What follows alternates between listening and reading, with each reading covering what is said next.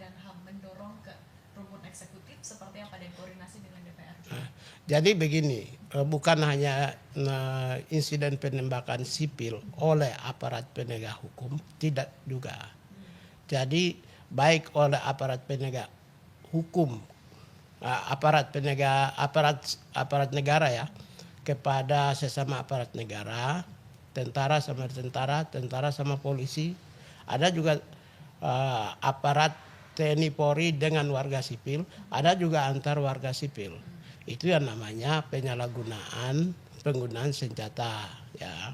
Hal itu disebabkan karena salah satunya adalah adanya perizinan yang tidak, penggunaan dan pemanfaatan senjata yang tidak terkontrol. Itu dimulai dari perizinan yang diberikan. Siapa yang memberi izin? Ya pasti aparat pengguna atau sumbernya, yaitu tentara, polisi, dan perbakin kan.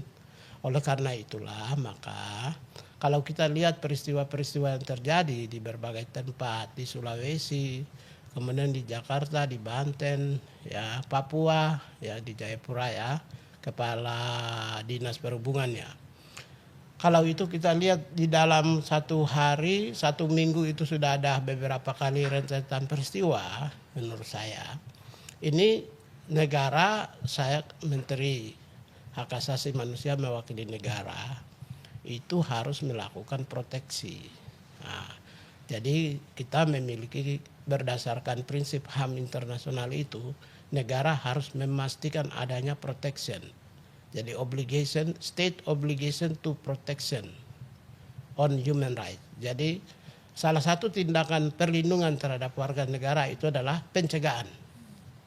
Jadi yang sekarang ini saya lakukan protection dalam konteks pencegahan supaya tidak menimbulkan efek yang lebih luas. Misalnya ada yang bisa menyebabkan kematian, itu kan pelanggaran terhadap hak hidup, right to life ya.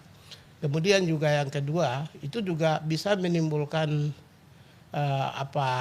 keselamatan masyarakat bisa terancam. Lalu yang ketiga, yang paling terjadi di seluruh dunia itu adalah menimbulkan rasa ketakutan kepada seluruh rakyat.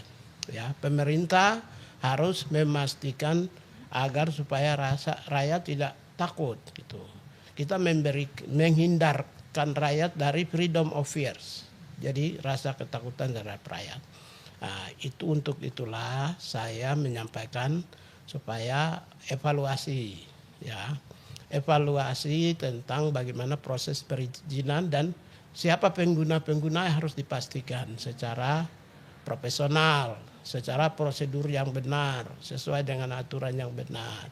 Salah manfaatkan akan menyebabkan fatal, instabilitas negara terganggu, instabilitas sosial juga akan terganggu.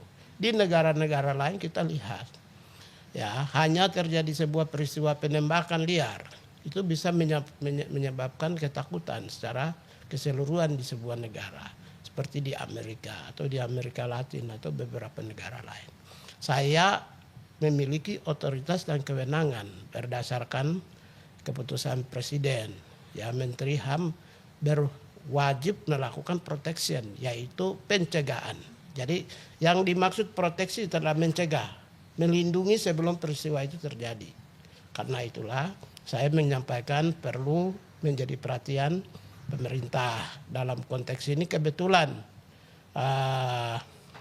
TNI dan Polri itu adalah rumpun eksekutif, maka ya kami sebagai sesama eksekutif perlu saling memberi masukan untuk memberi kepastian keselamatan hidup kepada bangsa dan negara.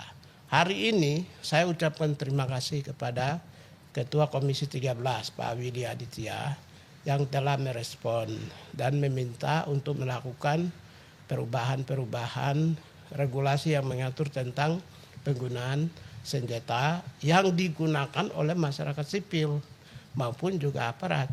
Jadi tidak hanya aparat saja, masyarakat sipil. Seringkali masyarakat sipil juga sering menggunakan itu untuk kepentingan pribadi mereka. Suka juga menakut-nakuti orang. Ya, kita lihat fakta-fakta peristiwa itu ada, hanya belum pernah mengemuka di publik selama ini kan. Oleh karena itu kita yang kami apresiasi kepada DPR Komisi 13 itu adalah mereka merespon dan mereka akan lakukan langkah-langkah yang lebih konkret melalui evaluasi regulasi yang mengatur tentang penggunaan dan perizinan senjata. Apakah akan diajak koordinasi juga komunikasi soal penggodokan regulasinya nggak Pak? Saya kemungkinan dalam 1-2 hari ini kirim surat ke Panglima TNI dan Kapolri, mungkin juga ke Perbakin untuk mempertimbangkan masukan dari masyarakat dalam rangka pencegahan, agar supaya negara kita ini janganlah ya seperti negara-negara lain yang hanya karena penyalahgunaan senjata yang dimiliki oleh sipil ataupun juga aparat yang kemudian terjadi penembakan liar oleh menjadi OTK yang sekarang disebut juga, itu bisa menyebabkan ketakutan dan ancaman keselamatan masyarakat. Artinya urgensi untuk melakukan evaluasi regulasi ini sebenarnya udah tinggi banget ya Pak, menurut Bapak? Ya gini, kalau soal urgensi tanya aja rakyat. Setelah peristiwa ini apakah urgensi enggak? Karena gini, urgensitas itu salah satunya itu ditunjukkan dengan dalam 1-2 hari terjadi 4 peristiwa atau bahkan lebih. 1 di Jayapura, yang kedua di Bone, yang ketiga di Jalan Tol, yang keempat di Merak Bakauheni. Kan dalam 1-2 hari saja terjadi 4 peristiwa. Karena itu ya kalau kita tidak memproteksi dari awal, kita tidak mengucapkan dari awal tindakan proteksi yang menjadi kewenangan pemerintah dari awal, ya kita berdosa. Kami berdosa karena kami kan memang diminta pemerintah itu diberi kewajiban untuk memastikan adanya perlindungan, ya, proteksi terhadap warga negara.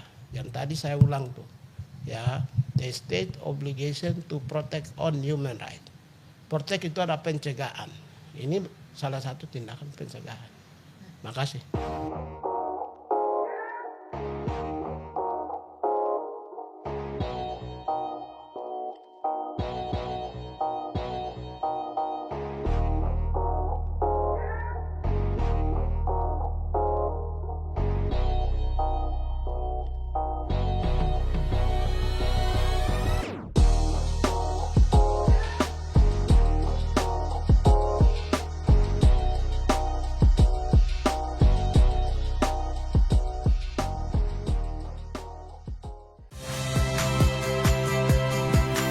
Saya Tifa Solesa.